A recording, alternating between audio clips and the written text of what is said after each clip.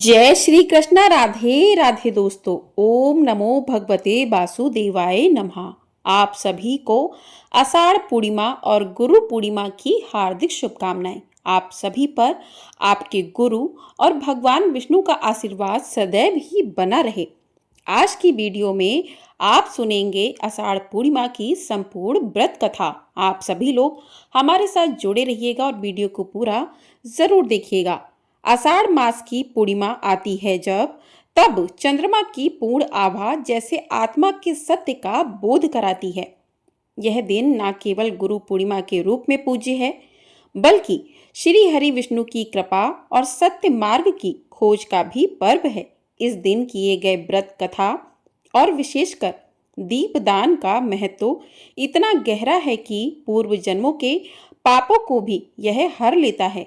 कलयुग में जहां पाप बढ़ रहे हैं, वहीं आषाढ़ पूर्णिमा एक ऐसा अवसर है जो जीवन को पवित्रता, आस्था और सत्य की ओर मोड़ सकता है। जो व्यक्ति इस दिन सच्चे मन से दीप प्रज्वलित कर श्री हरि की कथा सुनता है, उसके जीवन से अंधकार अपने आप ही हटने लगता है। यह पर्व आत्मज्ञान का दीप जलाने का आह्वान करता है। तो आइए सुनते हैं आषाढ़ पूर्णिमा के दिन सुनी जाने वाली कथाएं। तो प्रिय श्रोताओं, बहुत समय पहले की बात है कि हिमालय की तलहटी में एक बर्फीले गांव में एक वृद्धा रहती थी। उनका नाम था धर्मवती। वह अकेली थी, उसका कोई नहीं था, न बेटा, न परिवार, न धन। लेकिन एक चीज उसके पास थी, पूर्णिमा के चंद्रमा जैसा निर्मल विश्वास। हर महीने जब पूर्णिमा आती, गांव में चहल पहल होती, लोग पूजा करते, दीप जलाते, मिठाइयाँ बांटते। लेकिन धर्मवती सिर्फ एक टूटे से दीपक में थोड़ा सा तेल डालकर उसे नदी के किनारे रख देती और हाथ जोड़कर कहती है, चंद्रवंदनी लक्ष्मी माता, इस दीप में धन नहीं है, मन है। इसमें घी नहीं, मेरी सांसों की बूंदें हैं। यह दीप नहीं बल्कि मेरी आत्मा है। माँ, कृपया इसे अपने चरणों तक पहुंचा देना। गांव के लोग उसका मजाक उड़ाते, लेकिन वह वृद्धा हर पूर्णिमा यही करती रही। फिर एक दिन अचानक से गांव के लोग बीमार पड़ने लगे और फिर यह हुआ कि रोज ही शमशान की चिमनियां जलने लगीं। कोई भी इलाज काम नहीं कर रहा था। बच्चों से लेकर बुजुर्ग तक भयभीत थे। लोगों ने अपने घरों के दरवाजे बंद कर लिए। गांव अंधकार और भय के साए में डूब गया। कोई नहीं समझ पा रहा था कि क्या करें, कहाँ जाएं, किससे मदद मांगे। तभी पूर्णिमा की रात आई। चारों तरफ सन्नाटा था। ना कोई मंदिर गया, ना कोई पूजा हुई। लेकिन धर्मवती, जो अब भी जीवित थी, कांपते हाथों से नदी किनारे पहुंची और हमेशा की तरह एक छोटा सा दीप जलाकर कहने लगी, प्रभु, हे माँ लक्ष्मी, आज सिर्फ मेरा गांव ही नहीं बल्कि मेरी आस्था और मेरी आस भी बुझ रही है।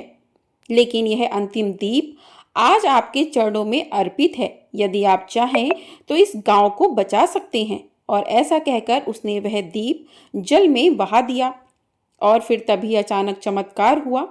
दीप जैसे ही नदी की लहरों पर बहा, उसकी लौ एकाएक तेज होने लगी।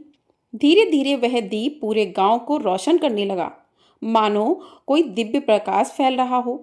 मंदिर की घंटियां अपने आप बज उठीं। लोगों ने खिड़कियां खोलकर देखा तो चारों ओर एक शांत मधुर प्रकाश बिखर चुका था। और उसी रात से महामारी की गति रुक गई। अगले दिन मंदिर पहुंचे।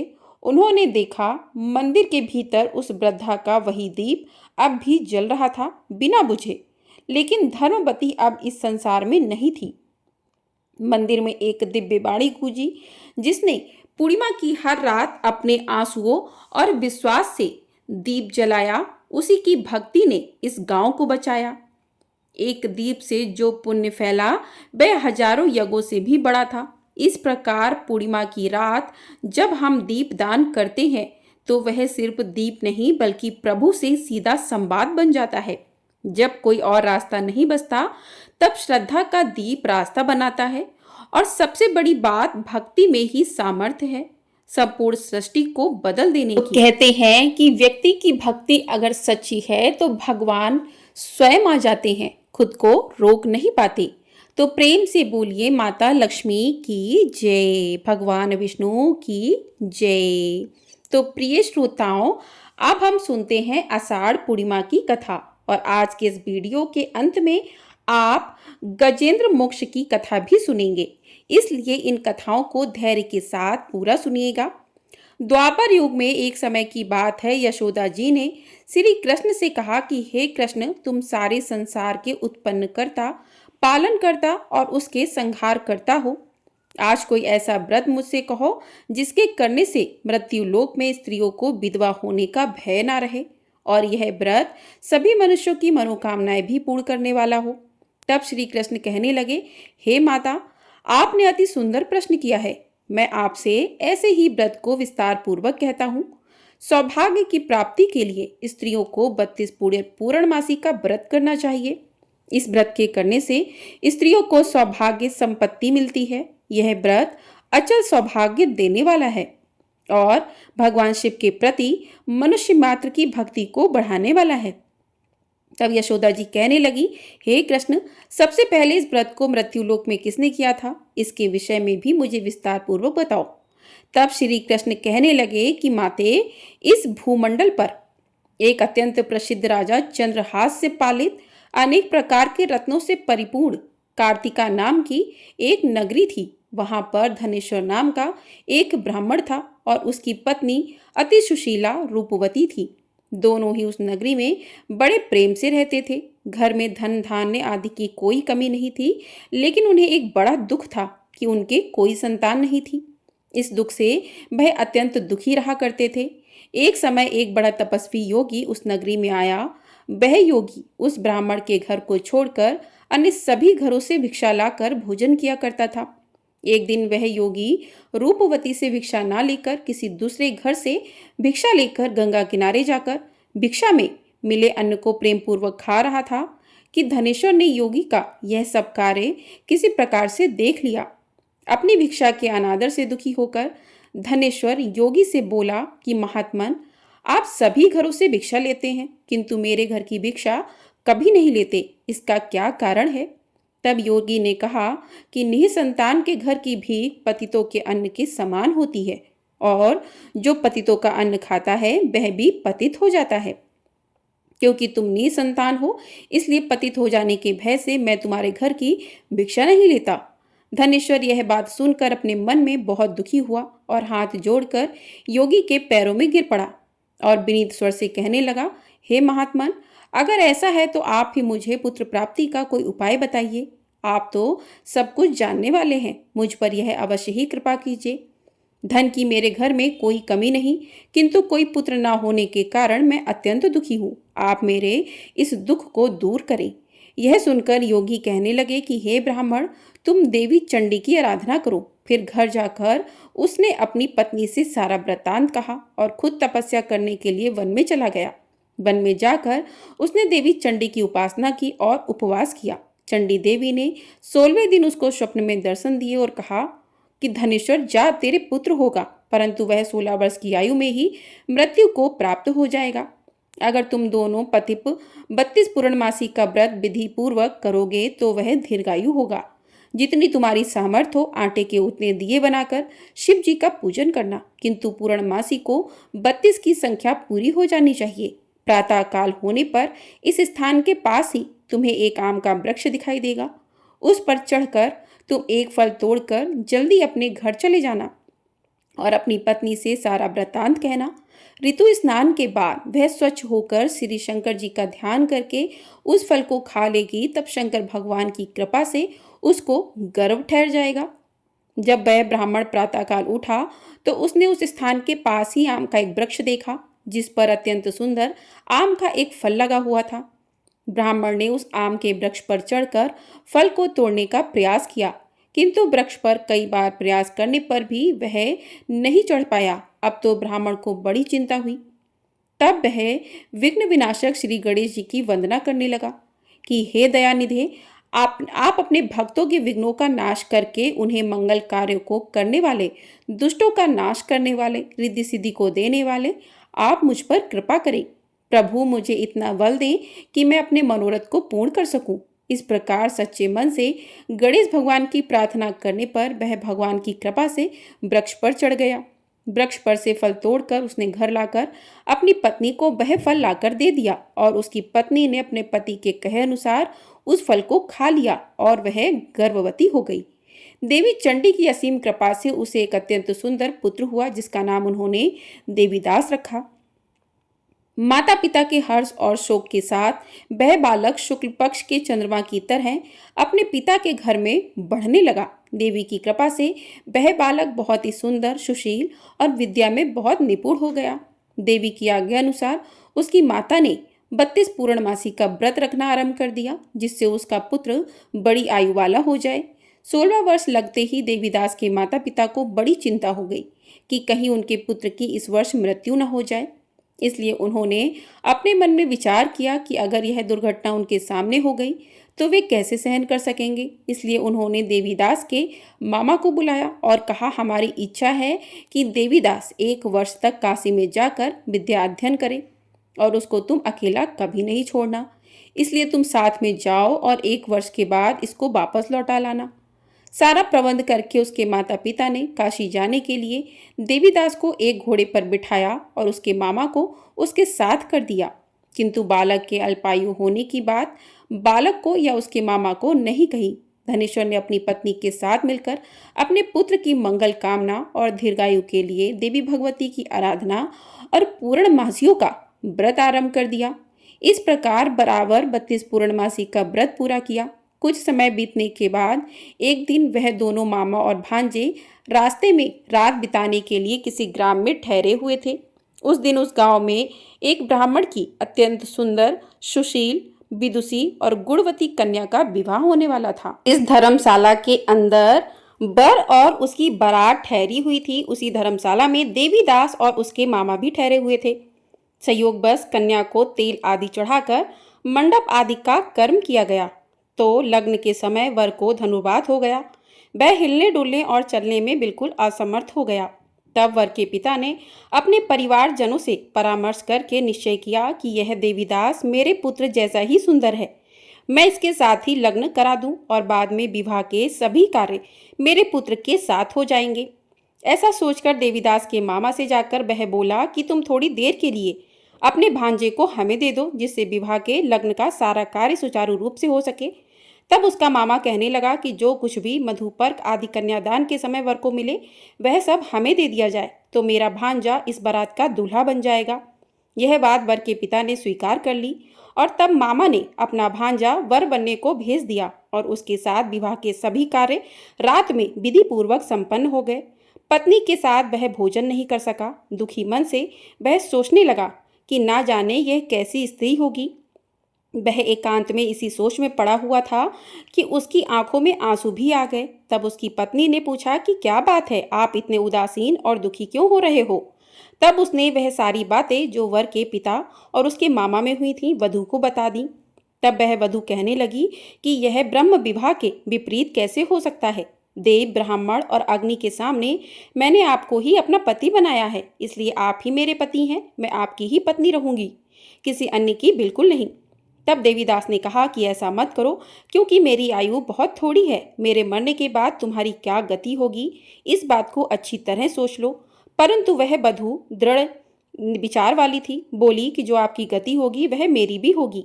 हे स्वामी, आप उठिए और भोजन कीजिए, आप निश्चय ही भूखे होंगे। तब देवीदास और उसकी पत्नी ने मिलकर भोजन किया। रात में वे सो गए। प्रातःकाल देवीदास ने अपनी पत्नी को 3 नगों से जड़ी हुई एक अंगूठी और एक रुमाल दिया और बोला कि प्रिय, इसे संकेत समझकर रखो और शांत हो जाओ। मेरा स्मरण और जीवन जानने के लिए एक पुष्प वाटिका बना लो, उसमें सुगंधी वाली एक नवमल्लिका लगा लो। उसको हर दिन जंगल से खींचना, सींचना और आनंद के साथ खेल कूदना और उत्सव मनाना। जिस समय और जिस दिन मेरी मृत्यु होगी वह फूल सूख जाएंगे और जब यह फिर से हरे भरे हो जाएं तो समझ लेना कि मैं जीवित हूँ। यह बात निश्चय करके समझ लेना और इसमें कोई संशय मत करना। ऐसा समझा बुझा कर वह चला गया। प्रातःकाल होते ही वहां पर गाजे बाजे बजने लगे। जिस समय विवाह के कार्य समाप्त करने के लिए वर तथा सभी बाराती मंडप में आए तो कन्या ने वर को भली प्रकार से देखकर अपने पिता से कहा कि यह मेरा पति नहीं है। मेरा पति वही है जिसके साथ रात में मेरा विवाह हुआ था। इसके साथ तो मेरा विवाह हुआ ही नहीं था। अगर ये वही है तो बताए मैंने इसको क्या दिया था और रात में हमारे बीच क्या क्या गुप्त बातें हुई थीं। वह सब बताए। पिता ने उसके कहे अनुसार वर को बुलवाया। कन्या की सारी बातें सुनकर वह कहने लगा कि मैं कुछ नहीं जानता। इसके बाद वह लज्जित होकर अपना समूह लेकर चला गया और सारी बारात भी अपमानित होकर वहां से लौट गई। भगवान श्री कृष्ण आगे बोले कि हे माते, इस प्रकार देवीदास काशी विद्या पढ़ने के लिए चला गया। जब कुछ समय बीत गया तो प्रातःकाल से प्रेरित होकर एक सांप रात्रि के समय उसको डसने के लिए वहां पर आया। उस विषधर के प्रभाव से उसके बिस्तर पर के चारों ओर से विष की ज्वाला से वह बिस्तर विषैला हो गया, परंतु व्रतराज के प्रभाव से उसको वह सांप काट नहीं पाया, क्योंकि पहले ही उसकी माँ ने 32 पूर्णमासी का व्रत कर रखा था। इसके बाद मध्याह्न के समय स्वयं काल वहां पर आया और उसके शरीर से उसके प्राणों को निकालने का प्रयास करने लगा, जिससे वह मूर्छित होकर धरती पर गिर पड़ा। भगवान की कृपा से उसी समय देवी पार्वती जी के साथ श्री शंकर जी वहां पर आ गए। उसको मूर्छित दशा में देखकर देवी पार्वती ने भगवान से प्रार्थना की कि हे प्रभु, इस बालक की माता ने पहले 32 पूर्णमासी का व्रत किया था, जिसके प्रभाव से हे भगवान आप इसको प्राणदान दे दीजिए। देवी के कहने पर भक्त वत्सल भगवान ने उस बालक को प्राणदान दे दिया। इस व्रत के प्रभाव से काल को भी पीछे हटना पड़ा और देवीदास स्वस्थ होकर बैठ गया। उधर उसकी पत्नी उसके काल की प्रतीक्षा किया करती थी। एक दिन उसने देखा कि उस पुष्प वाटिका में पत्र पुष्प कुछ भी नहीं रहे, सब कुछ सूख कर नष्ट हो गए। तो उसे बड़ा आश्चर्य हुआ, किंतु कुछ ही क्षण में वह सब वाटिका पहले की तरह हरी भरी हो गई। अब वह समझ गई कि उसके पति पुनर्जीवित हो गए हैं। यह देखकर वह बहुत प्रसन्न होकर अपने पिता से कहने लगी, पिताजी, मेरे पति जीवित हैं, आप उनको ढूंढिए। जब 16वां वर्ष बीत गया तो देवीदास भी अपने मामा के साथ काशी से वापस अपने घर के लिए चल पड़ा। इधर उसके ससुर उसको ढूंढने के लिए घर से जाने ही वाले थे कि वह दोनों मामा भांजा वहीं पर आ गए। उसको आया देखकर उसका ससुर बड़ी प्रसन्नता के साथ उसे अपने घर में ले गया। उस समय नगर के निवासी भी वहां इकट्ठा हो गए और फिर सब ने निश्चय किया कि अवश्य ही इस बालक के साथ इसी कन्या का विवाह हुआ था। उस बालक को जब कन्या ने देखा तो पहचान लिया और कहा कि यह तो वही है जो संकेत करके गए थे। फिर सब कहने लगे कि भला हुआ जो यह आ गया, और तब सब नगरवासियों ने खूब आनंद मनाया। कुछ दिन के बाद देवीदास अपनी पत्नी और मामा के साथ अपने ससुर के घर से बहुत सारा धन उपहार लेकर अपने घर की ओर चल पड़ा। जब वह अपने नगर के निकट गया तो कई लोगों ने उसे देखकर उसके माता पिता को पहले ही जाकर सूचना दे दी कि तुम्हारा पुत्र देवीदास अपनी पत्नी और मामा के साथ आ रहा है। ऐसा सुनकर पहले तो उन्हें विश्वास ही नहीं हुआ, किंतु जब और लोगों ने भी आकर उनकी बात का समर्थन किया तब उन्हें बड़ा आश्चर्य हुआ। इतने में ही देवीदास भी अपने घर पहुंच गया और देवीदास ने अपने माता पिता के चरणों में सिर रखकर प्रणाम किया और उसकी पत्नी ने भी अपने सास ससुर के चरणों को स्पर्श किया। तो माता पिता ने अपने पुत्र और पुत्र वधू को अपने हृदय से लगा लिया और सबकी आंखों से प्रेम के आंसू बहने लगे। अपने पुत्र और पुत्र वधू के आने की खुशी में धनेश्वर ने बड़ा भारी उत्सव किया और ब्राह्मणों को भी बहुत सी दान दक्षिणा देकर प्रसन्न किया। भगवान श्री कृष्ण कहने लगे, माते, इस प्रकार धनेश्वर 32 पूर्णमासियों के व्रत के प्रभाव से पुत्रवान हो गया। जो भी स्त्रियां इस व्रत को करती हैं वे जन्म जन्मांतर में भी वैधव्य का दुख नहीं भोगती और सदैव सौभाग्यवती रहती हैं। यह मेरा वचन है, इसमें कोई संदेह नहीं है। यह व्रत पुत्र पौत्रों को देने वाला तथा संपूर्ण मनोकामनाओं को पूर्ण करने वाला है। 32 पूर्णमासियों के व्रत करने से व्रती की सारी इच्छाएं भगवान की कृपा से पूर्ण हो जाती हैं। प्रेम से बोलिए भगवान विष्णु की जय। तो इस प्रकार से आषाढ़ पूर्णिमा की कथा पूर्ण हुई। प्रिय श्रोताओं, जब भगवान अपने भक्त के बुलाने पर नंगे पांव भागे चले आए तो चलिए आपको सुनाते हैं गजेंद्र मोक्ष की अद्भुत कथा। प्राचीन समय की बात है कि द्रविड़ देश में एक पांडव वंशी राजा राज्य करते थे, जिनका नाम था इंद्रदुम्न। वे भगवान की आराधना में भक्ति में ही अपना अधिकतर समय बिताया करते थे। यद्यपि उनके राज्य में चारों ओर सुख शांति थी, प्रजा प्रत्येक रीति से संतुष्ट थी, प्रसन्न थी, फिर भी राजा इंद्रदुम्न अपना समय राजकार्य में ही बहुत ही कम दे पाते थे। उनका कहना था कि भगवान विष्णु जी मेरे राज्य की व्यवस्था करते हैं, इसलिए वे अपने इष्ट परम प्रभु की उपासना में ही सदा लीन रहा करते थे। राजा इंद्रद्युम्न के मन में आराधना की लालसा बढ़ती ही चली गई। इसी कारण एक बार वे राज्य को त्याग कर मलय पर्वत पर रहने लगे। तब उन्होंने अपना वेश तपस्वियों जैसा बना लिया। सिर के बाल बढ़कर जटा के रूप में हो गए और वे निरंतर परम ब्रह्म परमात्मा की आराधना में तल्लीन रहते थे। उनके मन और प्राण भी श्री हरि के चरण कमलों में मधुकर बने रहते। इसके अलावा उन्हें जगत की कोई भी वस्तु नहीं सुहाती थी। उन्हें राज, कोष, प्रजा तथा पत्नी आदि किसी प्राणी या पदार्थ की स्मृति ही नहीं होती थी। किसी की भी याद नहीं आती थी। एक बार की बात है, राजा इंद्रद्युम्न प्रतिदिन की तरह स्नान आदि से निवृत्त होकर सर्वसमर्थ प्रभु की उपासना में लीन थे। उन्हें बाहरी जगत का कुछ भी ध्यान नहीं था। संयोग से उसी समय महर्षि अगस्त्य अपने समस्त शिष्यों के साथ वहां पहुंच गए। लेकिन न पाथे, न अर्घ, न स्वागत, मौन व्रती राजा इंद्रद्युम्न परम प्रभु के ध्यान में निमग्न थे, जिस कारण महर्षि अगस्त्य क्रोधित हो गए और उन्होंने क्रोधित होकर राजा इंद्रद्युम्न को श्राप दे डाला कि इस राजा ने गुरुजनों से शिक्षा नहीं ग्रहण की है और अभिमानवश परोपकार से निर्वृत्त होकर वह मनमानी कर रहा है। ऋषियों का अपमान करने वाला यह राजा हाथी के समान जड़ बुद्धि है, इसलिए इसे घोर अज्ञान में हाथी की योनि प्राप्त हो। महर्षि अगस्त्य भगवान भक्त इंद्रद्युम्न को यह श्राप देकर वहां से चले गए। राजा इंद्रद्युम्न ने भी इसे ही श्री भगवान का मंगलमय विधान समझकर प्रभु के चरणों में सिर रख दिया। शराब में 10 सहस्त्र योजन लंबा चौड़ा और ऊंचा त्रिकूट नामक पर्वत था। वह पर्वत अत्यंत सुंदर और श्रेष्ठ था। उस पर्वतराज त्रिकूट की तराई में ऋतु नामक भगवान वरुण का क्रीड़ा कानन था। उसके चारों ओर सुंदर दिव्य वृक्ष सुशोभित थे। वे वृक्ष सदा ही पुष्पों और फलों से लदे रहते थे। उसी क्रीड़ा कानन ऋतुमान के पास में पर्वत श्रेष्ठ त्रिकूट के गहन वन में हथनियों के साथ अत्यंत शक्तिशाली और अमिट पराक्रमी गजेंद्र रहा करता था। एक बार की बात है, गजेंद्र अपने साथियों सहित प्यास लगने के कारण बहुत व्याकुल हो गया था। वह कमल की गंध से सुगंधित वायु को सूंघकर एक मन को लुभाने वाले विशाल सरोवर के तट पर जा पहुंचा। गजेंद्र ने उस सरोवर के निर्मल, शीतल और मीठे जल में प्रवेश किया। पहले तो उसने जल पीकर अपनी प्यास बुझाई, फिर उसी जल में स्नान कर उसने अपनी थकान दूर की।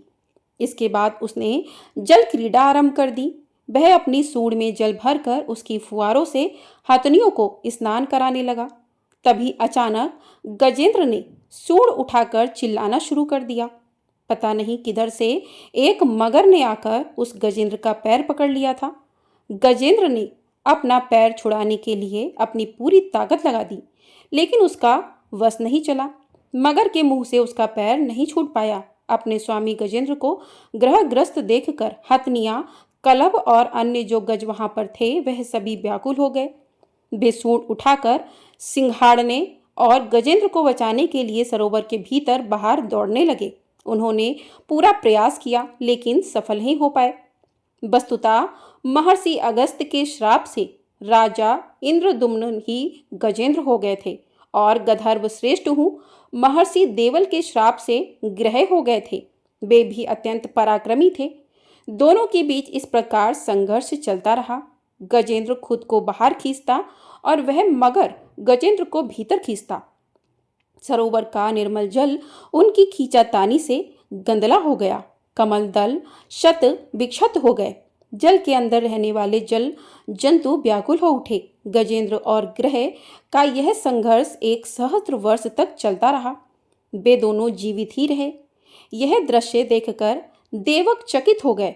अतः एक दिन गजेंद्र का शरीर कमजोर पड़ गया। उसके शरीर में शक्ति और मन में उत्साह नहीं रहा, किंतु जलचर होने के कारण ग्रह की शक्ति में कोई कमी ही नहीं आई। उसकी शक्ति बल्कि और बढ़ गई। वह नवीन उत्साह से और अधिक ताकत लगाकर गजेंद्र को पानी के अंदर खींचने लगा। असमर्थ गजेंद्र के प्राण अब संकट में पड़ गए। उसकी शक्ति और पराक्रम का अहंकार चूर चूर हो गया। वह पूरी तरह से निराश हो गया।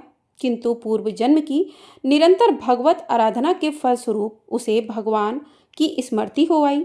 उसने निश्चय किया कि मैं कराल काल के भय से चराचर प्राणियों के शरण सर्वसमर्थ प्रभु की शरण ग्रहण करता हूँ। इस निश्चय के साथ ही गजेंद्र मन को एकाग्र कर पूर्व जन्म में सीखे श्रेष्ठ स्रोत द्वारा परम प्रभु की स्तुति करने लगा। गजेंद्र की स्तुति सुनकर सर्वात्मा सर्वदेव रूप भगवान विष्णु प्रकट हो गए। गजेंद्र को पीड़ित देखकर भगवान विष्णु गरुड़ पर आरूढ़ होकर अत्यंत तेजी से उस सरोवर के तट पर जा पहुंचे। जब जीवन से निराश और पीड़ा से छटपटाते गजेंद्र ने हाथ में चक्र लिए गरुड़ पर विराजमान भगवान विष्णु को तीव्रता से अपनी ओर आते देखा तो उसने कमल का एक सुंदर पुष्प अपनी सूंड में लेकर ऊपर उठाया और बड़े कष्ट से कहा, नारायण, हे जगत गुरु, हे भगवान, आपको नमस्कार है। गजेंद्र को इस प्रकार पीड़ित देखकर भगवान विष्णु गरुड़ की पीठ से कूद पड़े और गजेंद्र के साथ उस ग्रह अर्थात मगरमच्छ को भी सरोवर से बाहर खींच लाए और तुरंत ही अपने तीक्ष्ण चक्र से ग्रह का मुंह फाड़कर गजेंद्र को मुक्त कर दिया। ब्रह्मादि देवगण भी श्री हरि की प्रशंसा करते हुए उनके ऊपर स्वगर की पुष्पों की वर्षा करने लगे। सिद्ध और ऋषि महर्षि परम ब्रह्म भगवान विष्णु का गुणगान करने लगे, जय जयकार करने लगे। ग्रह दिव्य शरीरधारी हो गया। उसने श्री विष्णु के चरणों में सिर रखकर प्रणाम किया और भगवान विष्णु के गुणों की प्रशंसा करने लगा। भगवान विष्णु के मंगलमय वरद हस्त के स्पर्श से पाप मुक्त होकर अभिशप्त हूँ गंधर्व ने प्रभु की परिक्रमा की और उनके त्रिलोक्य वंदित चरण कमलों में प्रणाम कर वह अपने लोक को चला गया। भगवान विष्णु ने गजेंद्र का उद्धार कर उसे अपना पार्षद बना लिया। गंधर्व, सिद्ध और देवगण उनकी लीला का गान करने लगे। गजेंद्र की स्तुति से प्रसन्न होकर भगवान विष्णु ने सबके समक्ष कहा, प्यारे गजेंद्र, जो लोग ब्रह्म मुहूर्त में उठकर तुम्हारी की हुई स्तुति से मेरा स्तुवन करेंगे उन्हें मैं मृत्यु के समय निर्मल बुद्धि का दान करूंगा। ऐसा कहकर भगवान विष्णु ने पार्षद रूप में गजेंद्र को साथ लिया और गरुड़ पर आरूढ़ होकर वे अपने दिव्य धाम को चले गए। ये थी गजेंद्र मोक्ष की कथा। प्रेम से बोलिए भगवान विष्णु की जय। तो इस प्रकार से आषाढ़ पूर्णिमा की कथा पूर्ण हुई। आप लोगों को वीडियो पसंद आई हो, वीडियो को लाइक अवश्य कर दिया कीजिए। आपका एक लाइक हमारे लिए बहुत अधिक महत्वपूर्ण होता है। आपको हमारे चैनल पर भगवान श्री सत्यनारायण की कथा और साथ ही गुरु पूर्णिमा की कथा भी सुनाई जाएगी, तो उसे भी आप लोग अवश्य सुनिएगा। और साथ ही सावन मास के प्रत्येक दिन की कथाएं आपको हमारे चैनल पर मिलेंगी, तो चैनल को सब्सक्राइब कर लीजिएगा जिससे आप सभी कथाओं का आनंद ले सकें। और ये वीडियो पसंद आई हो तो कमेंट बॉक्स में भगवान विष्णु की जय भी अवश्य लिखिएगा। प्रेम से बोलिए भगवान विष्णु की जय, माता लक्ष्मी की जय।